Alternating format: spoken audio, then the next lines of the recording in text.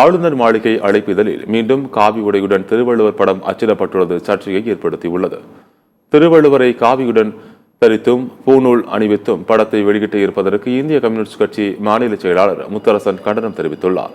அந்த செய்தி தொகுப்பை காணலாம். மாணவர்கள் மட்டுமல்ல, ஒட்டுமொத்தமாக தமிழ்நாட்டு மக்கள் இதை ஏற்க மாட்டார்கள்.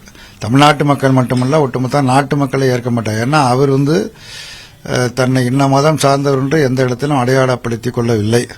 அதனாலதான் அது ஒரு உலக பொதுமறை என போற்றப்படுகிறது. அதனாலதான் பாரதி அப்படி சொன்னார், வள்ளுவன் தன்னை உலகனுக்கே தன்னை வான்முகல் கொண்ட தமிழ்நாடு என்று. தமிழ்நாட்டில் அப்படி ஒரு தேர்ந்த ஒரு உலகத்திற்கு ஒரு பெரிய பெருமை சேர்க்கக்கூடிய செய்தி என்கிற மாதிரி தான் பாரதியார் சொன்னார். அந்த பொறுப்பை உணராமல் திரும்ப திரும்ப இப்படி அவர் செய்வது, ஒரு பதட்டத்தை உருவாக்குவது, ஒரு அமைதியை சீர்குலைக்கக்கூடிய நடவடிக்கையில் ஈடுபடுவது என்பது மிக மிக கடுமையான கண்டனத்திற்குரியது.